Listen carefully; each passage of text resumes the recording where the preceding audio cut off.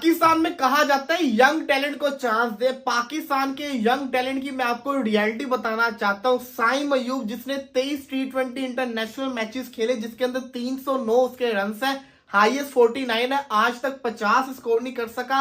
और impactful innings, कोई match winning innings की बात करें तो शून्य, कोई भी ऐसी इनिंग्स नहीं है 23 मैचेस के अंदर।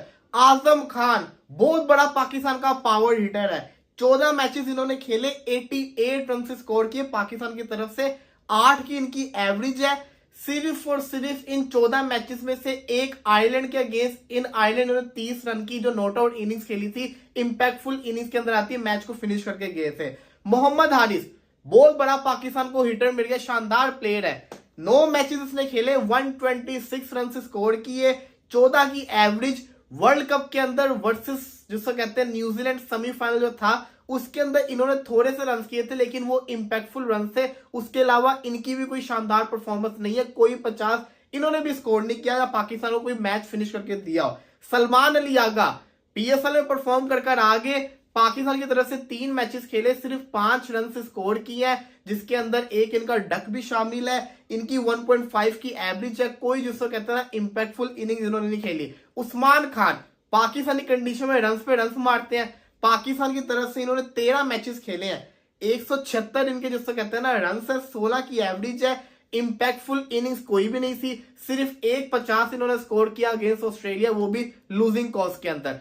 साहिबजादा फरहान 8 मैचेस 82 रन, 10 की एवरेज, कोई इंपैक्टफुल इनिंग्स नहीं है। लोग सवाल करते हैं पाकिस्तानी टीम यंग प्लेयर्स को चांस नहीं देती।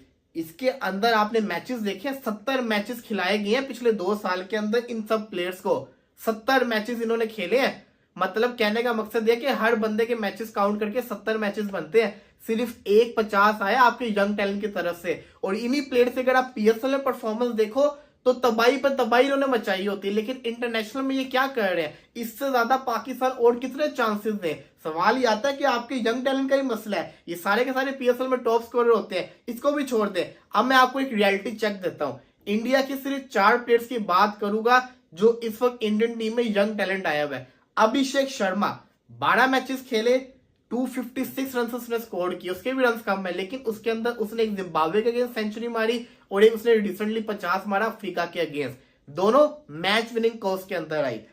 संजू सैमसन इसको तो हम सब जानते हैं, इसने 37 मैचेस खेले हैं, 810 रन किए, 3 सेंचुरीज, 250 विनिंग कोर्स के अंदर।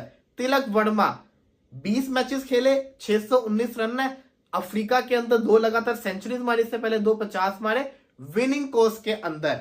नीतीश कुमार रेड्डी सिर्फ 3 मैचेस खेले अगेंस्ट बांग्लादेश, उसके अंदर उसने एक मैच विनिंग नॉक खेली, एक 50 स्कोर किया, इनकी टीम जीती, मैच विनिंग कोर्स के अंदर रन आए, 3 मैचेस के अंदर उसका एक जिसको कहते हैं ना मैच विनिंग कोर्स की इनिंग्स आ गई, और आपको क्या चाहिए, उसकी जिसको कहते हैं एक 50 भी आ गया। तो मैंने सिर्फ 4 प्लेयर्स के आपसे डिस्कशन की, इन चारों बंदों ने 72 मैचेस खेले हैं, बल्लेबाजी की 72 मैचेस के अंदर, उसके अंदर से 4 बल्लेबाजों ने 6 सेंचुरीज स्कोर की हैं और 6 50 स्कोर किए हैं। कहने का मकसद सिर्फ सिंपल ये है कि वहां पे जो आईपीएल में परफॉर्म कर आता है वो इंटरनेशनल में परफॉर्म भी करता है, चाहे वो इंडिया चाहे बाहर का मुल्क हो। लेकिन जो हमारे पीएसएल के